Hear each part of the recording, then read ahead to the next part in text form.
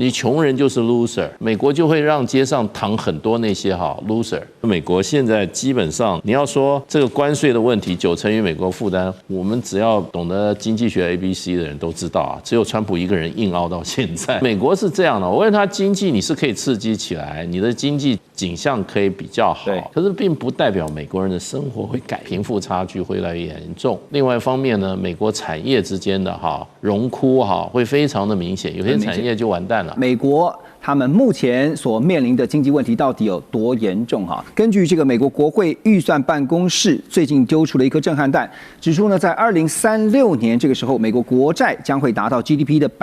120%。报告也显示呢，光是利息的支出就将会从1兆美元暴冲到2.1兆美元，而且呢，从2026年到2036年呢，每年的赤字都将会超过 GDP 的5.6%。那有一个数据也提供给大家，2025年美国财年的这个最新完整数据，联邦政府的利息支出一共是大约9700亿美元，联邦政府全年收入大约是5.2兆美元，所以呢，利息占了收入的比例呢，大概是将近20%。这是什么意思呢？也就是说呢，赚10块钱，美国政府赚了10块钱，可是其中有将近2块钱是要来付它的债务利息的。这蛮恐怖的这代表美国政府未来不只是在花钱发展经济，而是必须有将近20%的钱是用来付这个债务的利息。那同一时间也看到美国家庭的总债务也创下了18.8兆美元的新高，等于是说呢，不只是政府在借钱连美国人民也都在借钱。债务的问题现在会是压垮美国的一个很重要的因素嘛？这个债真的是非常的惊人，我相信川普跟他的团队也一定非常的清楚啊。所以面对庞大的债务，尤其光是利息，10块钱赚进来，2块钱就要付利息，这个真的是很难想象，怎么解决这个债务问题啊？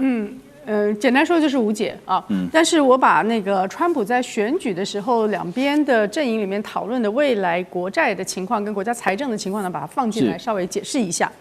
在选举的时候呢，事实上你到目前为止看到川普说他要继续增加军费的支出，那美国的军费其实现在已经低于你刚刚讲的利息支出了，它是8000多亿，利息已经到了将近1兆。那这军费支出里面绝大多数都是经常性的维运，因为美国有庞大的海外基地啦，也有它有很多的军人等等。好，那它其实在研发以及作为军事武器的支出的是非常的少。也就是因此，今天如果你坐在白宫里面，你想要去增加你的所有的预算里面，你有60%以上是不能动的，是国家的固定的法定支出，剩下的不到4%，原来以前呢有2%左右是放在军事相关的支出，就是 discretionary， 就是可挪动的，有不到2%呢是在非军事的可挪动的，所以这2%都不能动。已经满了，所以剩下的现在连利息支出都可能要靠举债，所以我们才会看到它的债务会一直像滚雪球的往上，就是利上滚利的往上走，越滚越大。所以原来在24年的时候，我们还在讨论的是34兆嘛，34万亿，到了25年底呢，已经到了38。就今年年初开始就已经是38了，那接下来它就会更快的滚，因为它所有的部分收入的部分，企业税不能动，很少。大部分的税是来自于所得税，那是人民已经被你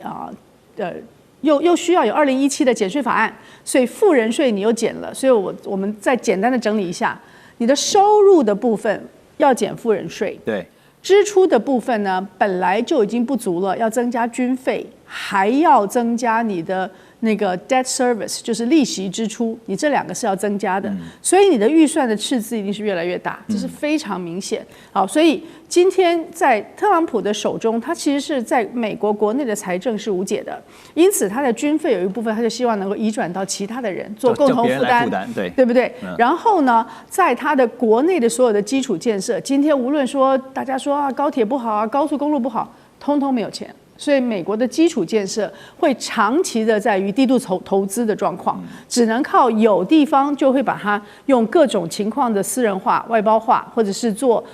像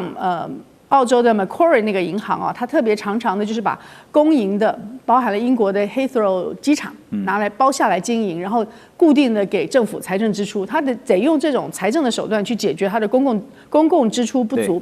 那接下来就是你在收入的部分，就算是你要再去增加对于老百姓的税收，因为都是所得税是最大的，企业税很小，而且所得税里面的富人也付的很少。那么这个情况之下，它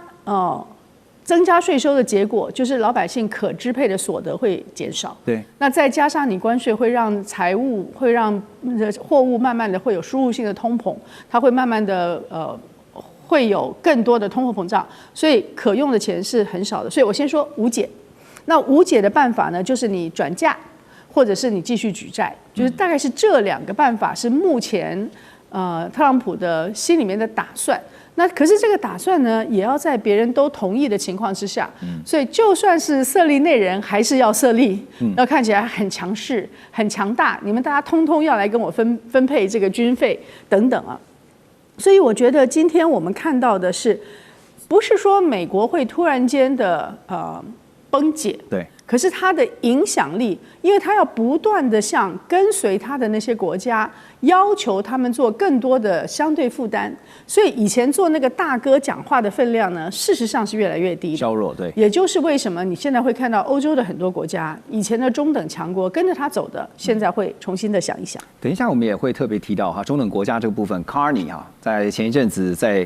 这个达沃斯上面也讲的，中等国家 Middle Power 必须要团结在一起啊，他们虽然没有明讲是哪一个国家，就对抗哪一个国家，但是其实大家都知道就是美国哈。我刚刚大家提到，就让我想到一句成语，就是打肿脸充胖子，就是你的样子还是得做出来。可是呢，要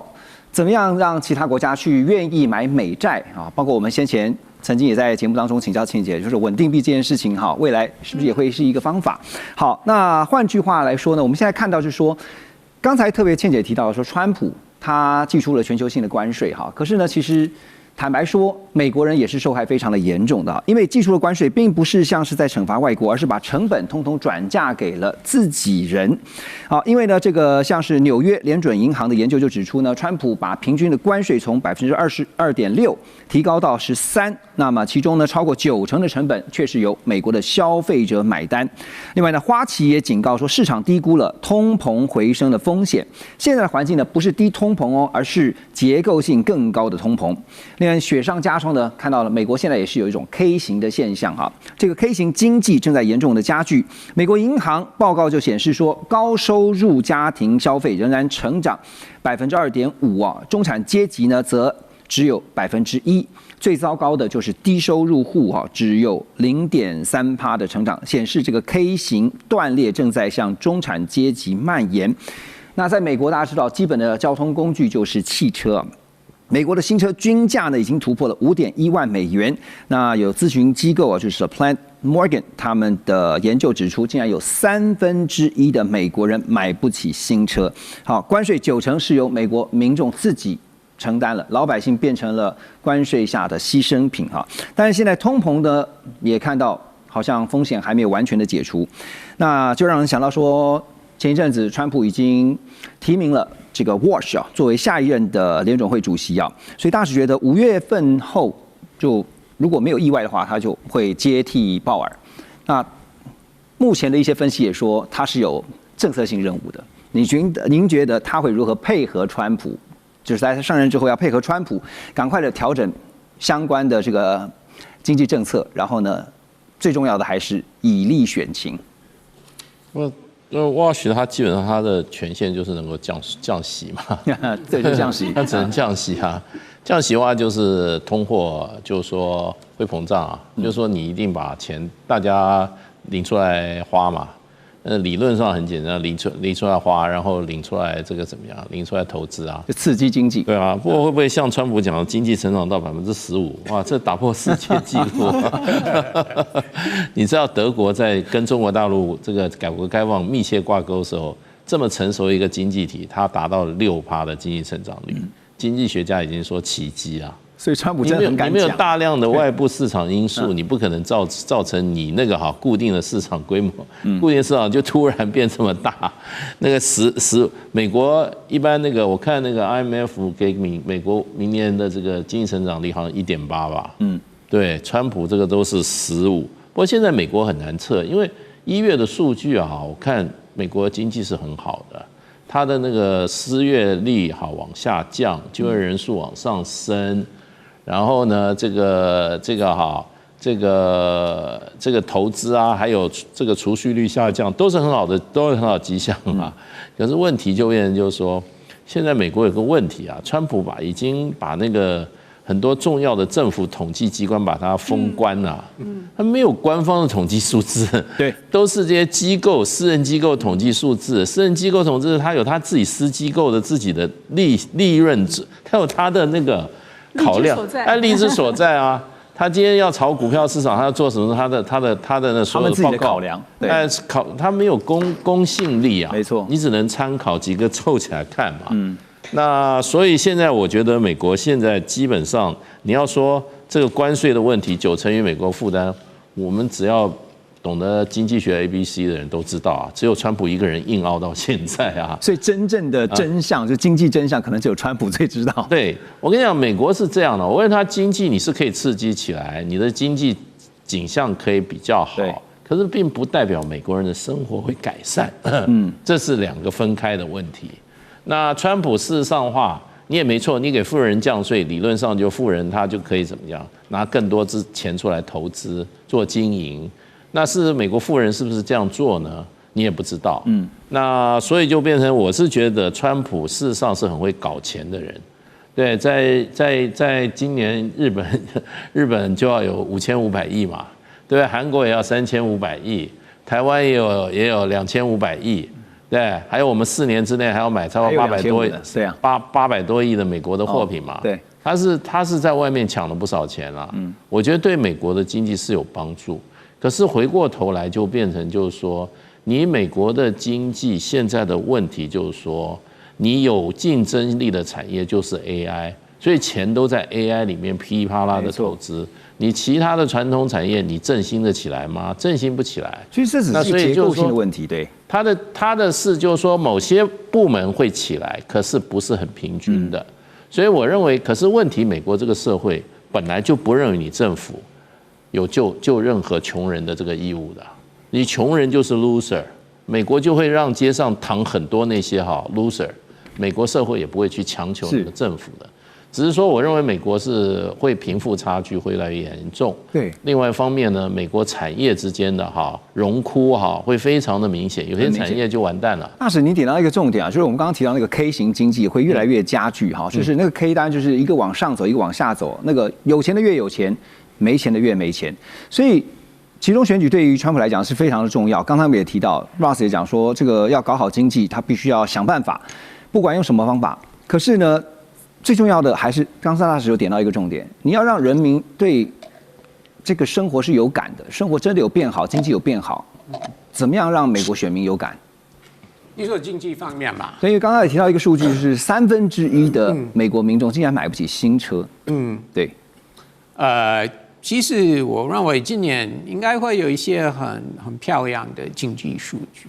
经济成长率应该会很不错，而且失业率也应该还是会不错。可是刚刚大使讲数据是一回事啊，实际的感受是一回事。对，就是的确是两码回事了。但是基本上很多选区已经搞定了。是深红或深蓝了，所以摇摆的选区也不多了，所以其实不只是经济问题会是关键。对，所以除了经济问题之外，川普白宫共和党还是有其他牌可以打了，比如说移民因为的确移民就是非法移民，就是入境美国的这个数字的确有降低很多，所以川普会说我这方面有成功。我说到的有做到的，所以移民牌还是有效，你觉得？我觉得有效，有效。虽然有很多人，最近几个月有很多人反对怎么执行这个抓非法移民的政策，但是我说抓非法移民在国内的非法移民跟边境的问题是两件不同的事情，所以至少我们知道，按照数字边境就是在边境从墨西哥入境美国非法这个数字是降低很多了，所以真的有从 out of control 变成是有控管的很好，这个边境安全，所以川普一定会打这一牌了。那另外就是所谓的文化战，就是 DEI 这些东西啊，川普还是会强调，然后民主党太左了。那其实2024年总统跟国会选举，共和党打这一牌是非常非常的成功，所以共和党会在。即使你对我们共和党有不满的地方，或者你对经济有不满的，但要提醒你啊，上次不管是拜登或民主党国会，他们真的太左了，这个也有吸引力哦。但你觉得会有哪些实际的政策或者是做法，让川普就算已经讲到天花乱坠的说15%，但是问题是选民会觉得经济成长率是15%，那跟我有什么关系？哦，我们都知道经济成长率不可能是15%，你也觉得15%太夸张了嘛？对不对？当然是很好，那就算是10%就好了。那问题是实质的做，但是我们看今天是太早了，所以关键还是在进入夏天的美国的夏天，7、8月份、9月份那个时候，看经济数据如何。但是我真的认为。目前看起来是数据不会太差。欢迎回来，继续来看最近港媒报道说，中国大陆人民银行的行长潘功胜在华盛顿出席国际货币基金组织IMF 还有世界银行的春季会议。那么先前也听到美国财长贝森特表示说呢，不排除会跟潘功胜见面。那如果呢这两人会面的话呢，这可能会是关税开打以来中美双方高层首度对话。可是有个问题。这个真的可能会见面吗？因为呢，对中方来说啊，之前吃过亏啊，怕被美方又摆了一道哈。见了面之后出来，他讲什么呢？你都不知道他会怎么样去讲。好，综合法新社还有金融时报这些媒体报道 ，Bason 说呢，美中双方必须要缓和局势，双方都在等待对话。另外，他也进一步的强调说，在展开谈判之前，美中都必须先降低对彼此商品所征收的惊人高额关税，因为双方都不相信当前的高关税可以持续下去。听到这边你会觉得说，高数字不是都是美国喊出来的，川普都一再的往上加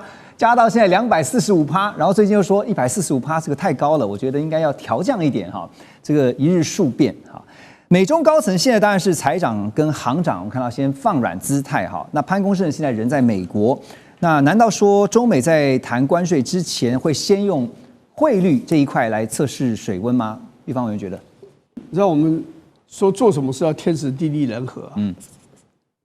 这个天时啊是很好，因为这个时间点就刚好是 G20 的财长跟中央银行的总裁是所谓的行长。大家在一起见面嘛，所以要不碰在一起，都这才20个国家，那代表就在房间里面开会，吃饭也在一起，在走廊上上厕所出来也会碰到，所以这个天时是很好的，不需要特别去找一天，因为大国为了面子嘛，要找一天谁都不愿意先开这个口嘛，开口就输了嘛，那这个讲这个天时地利啊，这个地利。因为你开会的地方就在美国嘛，华盛顿哦，所以呢，这个显然就是说，当主人的美国，当然真的主持会议的轮值是南非啦，哦，他对他来讲要请示什么也很容易啊，川普有什么看法也很容易，大家就联络上这样。人和的话是美方刚好财政部长这个贝森特，这个是鸽派，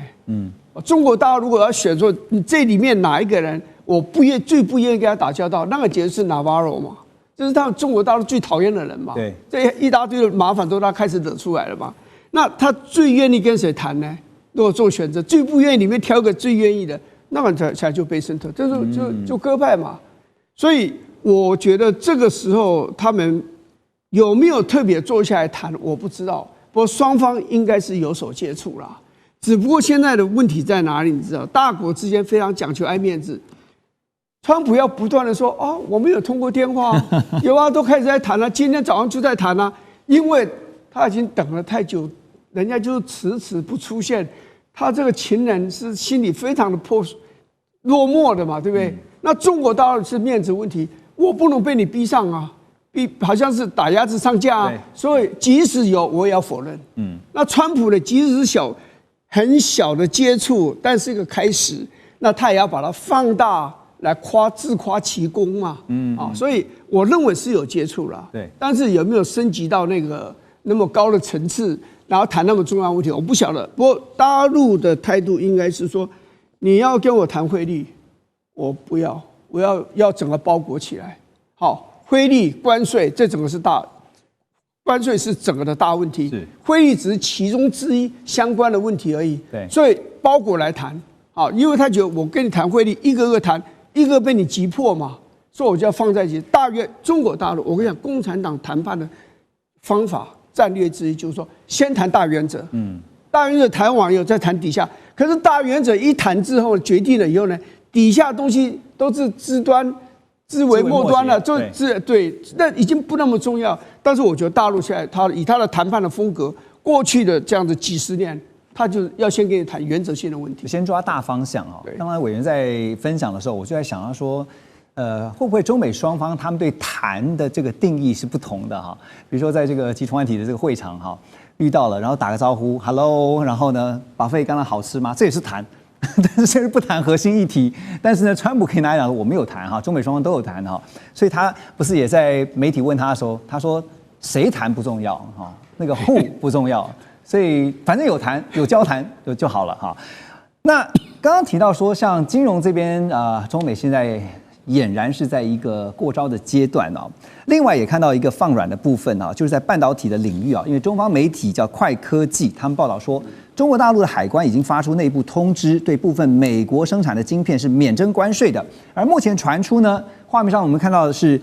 针对美国生产的机体电路晶片，只有储存功能就是854232这个 HS 扣税号的这样的晶片，中国大陆海关才会加征125%的对等关税。其他呢，像是854231啊，有控制功能的，还有854233有放大功能，还有这个854239有其他功能的晶片呢，海关就不再加征125%的关税。而中国的财经杂志呢，进一步询问了中国海关哦，可是海关表示说没有收到相关讯息，一切都必须要以中国大陆财政部官网发布的消息为主。好，那我要问蔡老师，就是这个时候决定有部分进口美国，就是美国生产的晶片是免征关税，它背后一定有一个战略思维啊，他们的决策的那个想法是什么？想法的话，它应该已经伤到美国的企业的利益了，因为我们刚刚从黄仁勋的一个拜访，大概就可以看出一些端倪。黄仁勋的话以前是穿皮衣嘛，那现在改穿西装，而且他的顺序很有意思，他是4月17日先去北京拜访，4月21日再去日本拜访，所以以北京的面子来讲的话，我已经有给你面子了。那日本的话，当然也有没面子。可是日方它有一个分析啦，因为美国这一些封锁的话，应该说川普已经把半导体这一种摩擦已经太热了，搞到变成半导体战争。然后 NVIDIA 既然不能够卖到中国大陆的话，反而是让华为应该把整个接手过去。因为我既然买不到你，那华为的话就会生长，那它自然就会长大了。所以变成是一种逆效果了。可是因为它我们刚刚提到这几个晶片哈，就是说大部分都是成熟制成的晶片啊，那为什么还需要这个把美国这些成熟制成的晶片就是免关税让它进到大陆市场呢？因为既然是成熟的话，它还是要一直往上增长，因为虽然说中国大陆它一个半导体而且我们讲那个成熟的技术的话很多，可是你毕竟还是要去进口，它有时候量还是会不够，而且它还是要成熟再好一点点。对，那并不是说很。一般来讲，高阶、中阶还有一个低阶嘛。那我们可能就是成熟可能比较偏低阶，但是中阶可能中高一点点的话，那一些的话还是 NVIDIA 他们做的比较，并不是所谓的中低阶的。所以我们可能认知中低阶，那没有把它想到这一个叫中高阶。OK， 其实大国竞争啊，真的是高手过招啊。刚刚讲说，包括在这个晶片科技上面。现在呢，还有美债要怎么过招啊？美国财政部长就是我们刚刚提到的 Bessent 啊，他最近就表示说呢，虽然看到最近美国公债的市场有出现波动，但是他并不认为中国大陆会利用手上庞大的美债来作为施压美国的手段，因为到目前为止呢，中国大陆应该是第2大啊，第3大是英国嘛，第1大是日本嘛，哈。那贝森强调说呢，没有看到中国大陆或者是其他外国对手刻意把美国政府债券市场武器化。那而且呢，从经济逻辑来分析呢，大陆方面如果大量出售美债的话，势必会购买人民资产，导致人民币升值。好，所以呢，料定了中方是不会抛售美债的哈。但这个现在大家也在看一件事情，是不是只是时候未到？常老师怎么看？其实在我的看法就是美中之间呢，不管是关税战或贸易战。我一直认定是一个竞争又合作的赛局，绝对不是说像你死我活这种零和赛局，鱼死网破啊！这个是太伤了，对双方来讲太伤了。所以基于这一种所谓的既竞争又合作的情境，我们可以了解到，就是说中国大陆发展这么久，30几年，好不容易有这么好的成绩，那他们也想要去保持。那相对来讲，就是说，也因为这样，所以他们对世界的各国的资源的依赖是存在的，是包括美国的市场。所以在这种思考的架构之下，他们不太可能跟美国之间完成一个玉石俱焚的这种策略。那是太伤了。那对美国来讲，是说有什么报复的工具呢？太多了，因为中国大陆强大以后就变成说什么，很多资源要依赖其他的国家嘛。所以对美国来讲，你说要那个有哪些工具？我随便举例哈。第一个，我可不可以让在美国上市的所有的大陆的民营企业全部下架？哇，这很伤哦。就要求撤出吗？对，就是你下架，你不能在这里 IPO 了。这对民营企业来讲，集资还有它的供应链国际化很重要。如果这被断掉，这影响很大，很伤。再来第二个是什么？可不可以你这些美元，你中国的这些企业，不管是哪国有民营的，你用美元，以前都是用美元在结算嘛。如果现在把它剔除呢？像现在苏联面对了，你说俄罗斯被踢出 SWIFT 一样，这样 OK， 哇，那杀伤力很大。再来另外一个是贸易脱钩。所以说现在还有一点好像在打架，只是我看起来就是大家预期的以后会往下比较平和一点嘛。那如果真的玩下去，比如说来一个说我把你的最惠国待遇把它废除掉了，哇，这影响很大，这影响相当大。另外一个是比如说像这种技术啦、投资贸易的管制出口更严格的时候，哇，那怎么办呢？对，再来另外一个。对，你可以看得到的。到去年，好，首先就来关心的是美国总统川普，他发动了关税战啊，真的是变来变去。而正当全球都在想怎么样能够来紧急因应的同时，又看到川普他宣布了，除了中国大陆以外，其他国家或经济体暂缓90天。前2天呢，他在出席一场活动的时候呢，说各个国家现在都在抢着排队要跟他谈。我们来听听看他怎么说的。Because I'm telling you, these countries are calling us up, kissing my ass. They are dying to make a deal. Please, sir, make a deal. I'll do anything, sir. 那 Ross 总统在全球面前讲了 kissing my ass 啊，你听到之后的感觉是什么？我觉得他用这个字就是在公开场所接受访问。我是吗？他用这种这个脏话已经习惯了吧？虽然以前总统不会这样，但是川普已经很多次在公开活动用 BS 或 ASS 来讲话，所以已经习惯了。那你听到当下你的感受是什么？他模仿其他国家领导人这样跟他讲话，我真的觉得非常好笑，非常好笑。现在看到哈，这个川普说呢，全世界所有的国家都在抢着要排队，要谈什么呢？要跟美国谈怎么样来降关税，唯独只有一个国家不买单，就是中国大陆。中国大陆国务院关税税则委员会在4月11号已经正式宣布，对美国关税也将会提高到125%，而且呢强调，鉴于在目前的关税水准下，美国输往中国大陆的商品已无市场接受可能性。如果美方后续对中国输美商品继续加征关税，中方这4个字是重点嘛，将不予理会。而美国白宫也对外表示，川普对中国目前所寄出的125%关税，并不包括之前因为芬太尼的争议而课征的20%。那么，所以呢，美国对中关税呢，实际上已经是来到了145%。现在就是看到145%对上125%。不过，中国大陆的经济学者有国师之称的郑永年，我看到这2天的新闻，他特别点出。他说，当关税增加到60%或70%的时候，其实基本上跟加到500%是没什么差别了，根本就没有办法做生意，就是脱钩了。好，中方现在也强调了，你美国再加往上加码呢，我已经不予理会了。基本上，中美贸易是不是真的就呈现了一个脱钩的局面？那接下来大家就是比谁的底气足了。朱老师怎么看？首先可以肯定，就是说这一定是一个两败俱伤了。那像郑永年，刚才这个主持人提到郑永年，他过去是主张中国大陆应该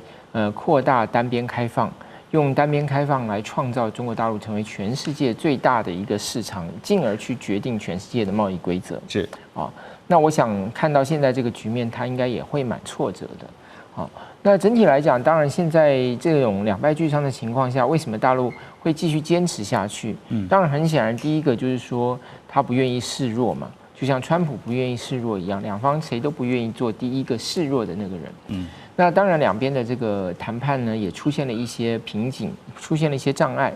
啊，包括这个沟通管道的建立，包括对一些基本问题的看法。不过整体来讲呢，中国大陆大概现在想了几个方法哈。第一个，除了我们看到表面上就是增加关税之外，还有就是动员它的这个民间的力量。像最近有新闻说，好像这个京东的刘强东要提出2000亿的这个资金来协助他这个大陆的企业出口转内销。原来要出口的，现在改而转内销。对。那其实也有一些声音，就是说，大陆的行业协会是不是要去协助这个企业去把这个价格呢，能够让进口商去承担，而不是说自己把那个价格吸收掉。当然，现在这个方法看起来不太当下不太有意义啦，因为现在这么高的关税，贸易恐怕是要停止了。对。但这就牵涉到第三个问题，就是说，如果两边真的没有贸易，那么美元有什么用途呢？对，就是说，一个全世界很重要的一个美元使用国家，可能未来就不需要使用美元了，因为它反正不会跟美国贸易嘛。那这个对于美元的全球持有来讲，其实是一个蛮大的一个冲击，因为大陆这么大一个市场，不只是它是最大的市场，而且它持有了全世界最大的这个所谓外汇存底嘛，它是最大的外汇存底持有国。那这当然也会反映在就是美债的问题如果它抛售美债或对美债做一些比较这个就是说会伤害到美债长期稳定性、长期的这种获利率的这样子的行动，那美国一定也会受伤。对，所以其实当然这一定是两败俱伤。但是如果双方真的都不愿意妥协的话，大概我觉得看起来目前是这个大陆也不是不会让美国受伤，美国也是会受伤的。对，其实就让我们想到小时候曾经听到的一个故事就黑羊跟白羊到了独木桥谁也不让谁，那最后呢看是谁先让，但是如果都不让的话呢，可能2只羊都掉到桥下去现在就看后续的态势会如何发展。我也看到说，川普呢把对中关税拉高到145%之后，面对媒体的询问因为媒体也很关注的是，那对于中国大陆的下一步，美方会采取什么动作呢？他说他很尊重中国大陆国家主席习近平，他也说呢，习近平是他多年的朋友。川普并且说，我认为我们终究会找到对双方有利的方法。我很期待这个潜台词可能是说期待是什么？期待习近平打电话来沟通一下。川普也重申呢，美国希望和中国大陆达成协议，然后又骂，这话锋一转呢，又骂说中国大陆长久以来真的是一直在占我们国家的便宜最近呢，网友呢也就把川普的就是期待习近平打电话来做成这样的一个梗图真的是蛮有趣的就是川普一直在等电话，他一直在强调说，你为什么不打给我？Call me now 赶快打，我在等你的电话，而且不断的透过好几次公开场合的放话说，我这边随时 open 我是随时准备好谈的。可是你可以看到呢，习近平就是不打，他就告诉你说你在等我的电话，我就是不打啊。那当然最近呢，大家也特别把川普在1987年他所出版的这本书叫做什么呢 ？Trump the Art of the Deal 交易的艺术。说呢，跟川普谈呢，先把这本书得看完因为你就知道说，川普有的时候他在谈判的过程当中，他的顺序是先把姿态拉到最高，然后呢，慢慢的往下调。所以我想问的是，川普我们看到他单独呢把对中关税，其他国家都不管，他就是把对中关税一下子拉高到145而且他很坚持中方应该要主动去电，要求协商。可是问题就是这样，你觉得习近平会打这个电话吗 ，Ross？ 应该是说迟早他们会通过电话或视讯来开始讨论，或者迟早会是多早？这个很难说，因为刚刚拿到145。中国也刚刚拿到125。虽然我们常常听到美国跟中国有贸易逆差，但是美国还是有很多出口商在中国赚钱，所以他们应该在将来几天会向美国总统白宫反映，我们目前不能再卖出去，我们卖到中国去我们的东西我们也亏钱了。所以，川普一定会受到一些企业大佬的压力，这个或许会 push 他早一点跟习近平通电话，但是到时候应该是双方的发言人，美国国务院或白宫发言人会说，我们是达成一个共识，进行一个电话，一个 negotiation， 一个谈判，不会变成说是他们要去电。我相信双方会避免这个，虽然川普说希望他打给我，但是到时候应该会避免用这种方式来形容。川普很坚持就是要中方一定要主动的去电美方，这是他公开的说法。当然，因为两位领导人都爱面子吧，对不对？所以他们不会在公开的地方会说是我主动打给对方，怎么可能啊？对，所以到时候发言人会说，就是双方的共识，进行谈判，进行电话。那什么时候会做？这个是最大的问号。好，这2天我看到中方的最新态度习近平他亲自就出来，他首度发声。4月11号他说，关税战如果要打的话呢，没有赢家，同世界作对将孤立自己。而且他表示呢，70多年来中国大陆发展始终靠的是自力更生、艰苦奋斗，从来不靠谁的恩赐，也不会畏惧任何无理的打压。所以，川普对北京的谈判策略究竟是什么？这个 Ross， 你觉得你有看过这个交易的艺术吗？有，当然，就是像你刚刚说，川普通常进行谈判的时候，他是从最极端的立场开始。他做建造的时候就是这样，他要卖什么饭店、赌场，那个时候他也是这个样子了。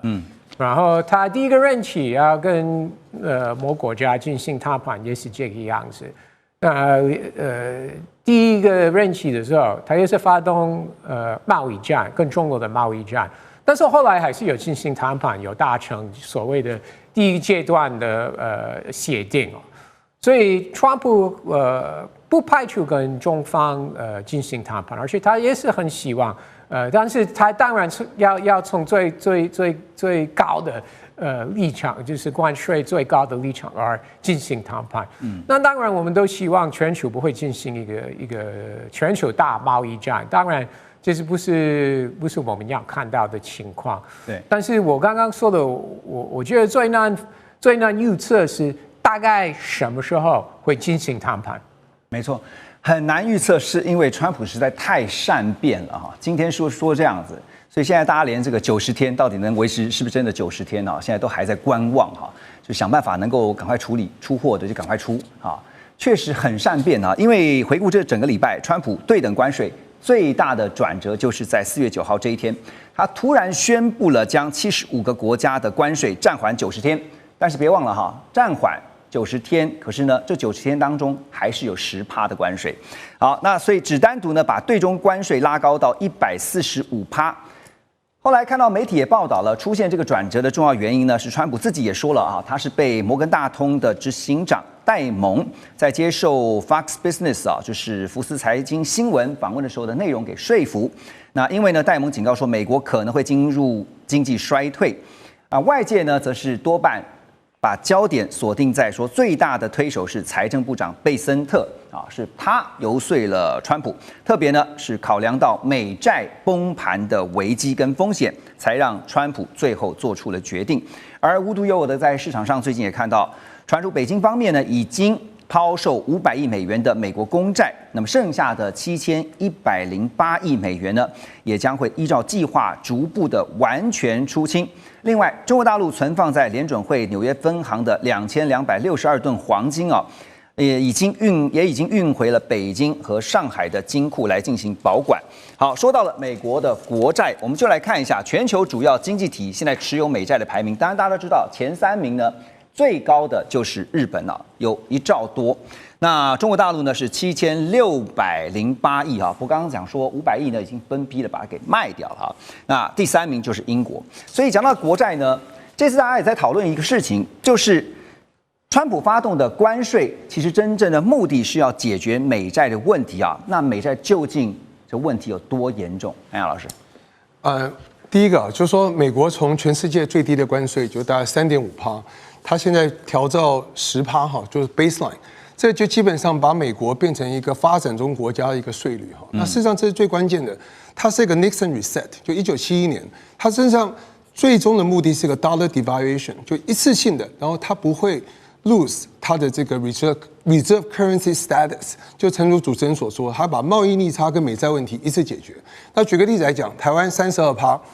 最后就是一个10%的 baseline， 可能negotiation 最后是一个20% 的台币升值，所以台币会到27块就是说不可能是0%，因为像新加坡、UK 这些是贸易顺差的国家，都还需要付10%基本上 baseline 就是10%。那再来一个东西，就是说如何解决所谓的贸易逆差的问题，也就是说2个国家之间你的贸易是50-50，你一个要买多东西，一个要卖少东西，再就汇率嘛，汇率刚才讲就到27嘛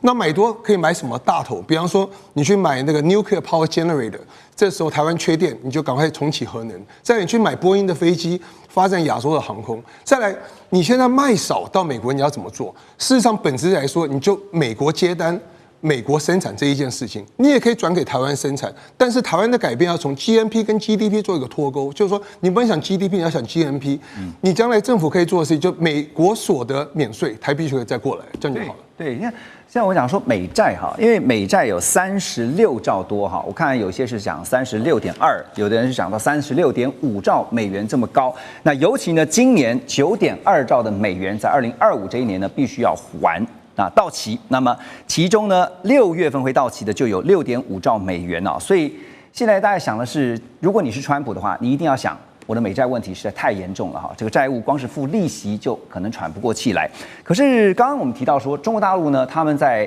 减持美债，就是大量，如果真的是大量出清美债呢，我看到有一些分析也是其实也会自伤。为什么呢？因为剩下持有的部位将会贬值。所以继续请教您这个。